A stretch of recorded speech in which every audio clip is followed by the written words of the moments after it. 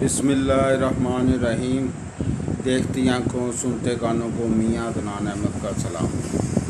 آج ہم بات کرنے لگے ہیں علی بابا گروپ کے بانی جیک ما، جو چائنا کے بہت بڑے بزنس مین ہیں، کہ وہ ایک غریب انسان سے بہت بڑے آدمی کیسے بنے۔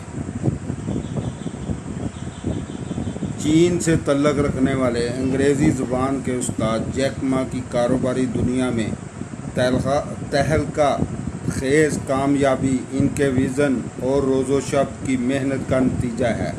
جیک ما نے علی بابا گروپ کی بنیاد 1999 میں B2B e commerce web site کے طور پر رکھی تھی۔ مقصد چینی مصنوعات سازوں کو غیر ملکی خریداروں کے ساتھ جوڑنا تھا۔ تاہم آج علی بابا .com کا شمار ای کامرس کی بڑی ویب سائٹ میں ہوتا ہے۔ جیک ما 10 ستمبر 1964 کو ہینگ شو چین میں پیدا ہوئے۔ جیک ما کا اصل نام ما یون ہے۔ جیک ما کو بچپن ہی سے انگریزی بولنے کا بہت شوق تھا اور وہ اس کی پریکٹس کے لیے روزانہ ہینگ شو ہوٹل جاتے تھے، جو کہ ان کی رہائش گاہ سے کافی فاصلے پر تھا۔ وہاں ٹھہرے ہوئے انگریز سیاحوں کو وہ مفت میں پورا شہر گھماتے تاکہ اس طرح وہ ان سے انگریزی سیکھ سکیں۔ ان میں سے ایک غیر ملکی سیاح نے ان کا نام جیک رکھ دیا تھا، کیونکہ اسے جیک ما کا اصل نام مایون پکارنا مشکل لگتا تھا۔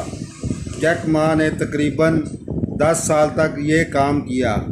اس کے بعد جیک ما نے کالج میں داخلے کی کوشش شروع کر دی۔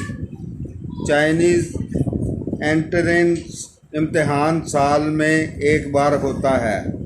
جیک ما کو یہ امتحان پاس کرنے میں 4 سال لگے۔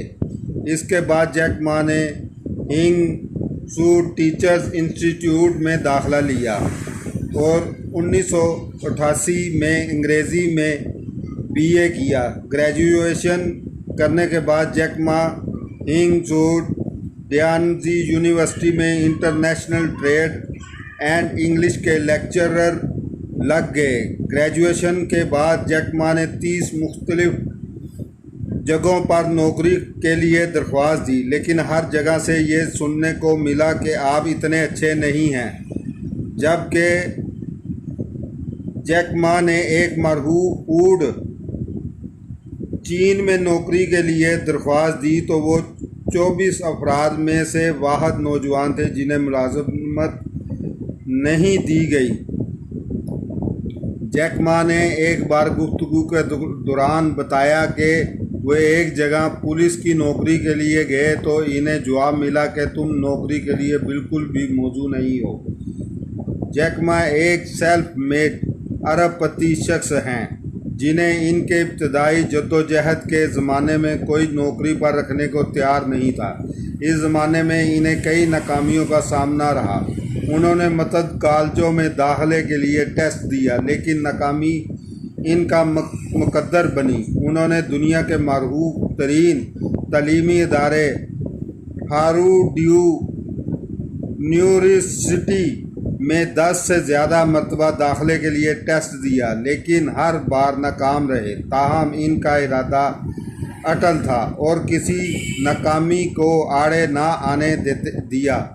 انہوں نے سوچا ہوا تھا کہ ایک دن ایسا ضرور آئے گا کہ وہ اس تعلیمی ادارے میں بطور ٹیچر بچوں کو پڑھائیں گے۔ 1994 میں جیک ما نے انٹرنیٹ کے بارے میں سنا۔ ایک دن انہوں نے انٹرنیٹ پر ایک لفظ کے معنی تلاش کرنے کی کوشش کی تو انہیں یہ جان کر حیرانی ہوئی کہ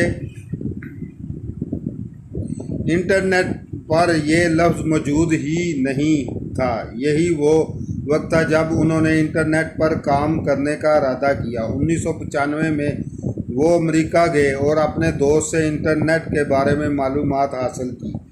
اپریل 1995 میں جیک ما، ان کی بیوی اور ایک دوست نے مل کر اپنی پہلی کمپنی بنائی جو دوسری کمپنیوں کے لیے ویب سائٹس بناتی تھی۔ جیک ما نے اس کمپنی کا نام چائنا یلو پیچز رکھا۔ 3 سال کے اندر اس کمپنی نے $8 لاکھ کمائے۔ جیک ما امریکہ میں اپنے دوست کی مدد سے ویب سائٹ بناتے رہے۔ 1999 میں وہ اپنی پوری ٹیم کے ساتھ واپس ہنگزو آ گئے اور علی بابا کی بنیاد رکھی۔ ستمبر 2014 میں علی بابا نے $5.2 ارب سے زیادہ کا کاروبار کیا، جس سے علی بابا دنیا کی بڑی کمپنیوں کی فہرست میں شامل ہو گئی۔ آج 2022 میں علی بابا کی آمدنی $134.6 ارب سالانہ تک جا پہنچی ہے۔ فوربس کی فہرست میں ایک عرصہ تک چین کے امیر ترین شخص کے اعزاز کا کامیاب دفاع کرنے کے بعد گزشتہ کچھ عرصے کے دوران چین کی حکومت کی جانب سے انٹرنیٹ کمپنیوں پر سختیوں اور جیک ما کی غیر معمولی ترقی کو روکنے کے لیے جیک ما کی قیادت میں چلنے والی کمپنیوں کو بڑے پیمانے پر محدود کرنے کی کوشش کے نتیجے میں وہ چین کے امیر ترین شخص نہیں رہ پائے۔ فوربس کے مطابق جیک ما 2021 میں چین کے 5ویں امیر ترین شخص تھے، جبکہ عالمی سطح پر وہ اس وقت 67ویں امیر ترین شخص ہیں۔ مارچ 2022 تک ان کے اثاثوں کی مالیت $24 ارب 5 کروڑ تھی۔ ایک بار جیک ما سے سوال کیا گیا کہ زندگی میں اتنی بار ناکامیوں کا سامنا کرنے کے بعد وہ کیسا محسوس کرتے ہیں۔ جیک ما نے جواب دیا کہ ناکامیاں تو زندگی کا حصہ ہیں، ہمیں ان کی عادت ڈال لینی چاہیے، کیونکہ دنیا میں کوئی بھی انسان کامل نہیں ہوتا۔ اپنی زندگی میں جیک ما نے جہاں بے شمار ناکامیوں کا سامنا کیا، وہاں ان کی کامیابیاں کہیں زیادہ ہیں، اور ان کامیابیوں کی بنیاد انہوں نے اپنی ناکامیوں کو ان کی بنیاد میں دفنا کر رکھی ہے۔ 2004 میں چین کے سینٹرل ٹیلی ویژن اور اس کے دیکھنے والوں نے جیک ما کو سال کے 10 بڑے بزنس لیڈرز میں شمار کیا۔ ستمبر 2005 میں ورلڈ اکنامک فورم نے جیک ما کو ینگ گلوبل لیڈر منتخب کیا۔ 2007 میں بیرونز نے 2008 کے لیے منتخب کردہ دنیا کے 30 بہترین سی ای اوز میں جیک ما کو شامل کیا۔ 2009 میں جیک ما نے CCTV economic person of the year اور business leader of the decade award حاصل کیا۔ 2010 میں فوربس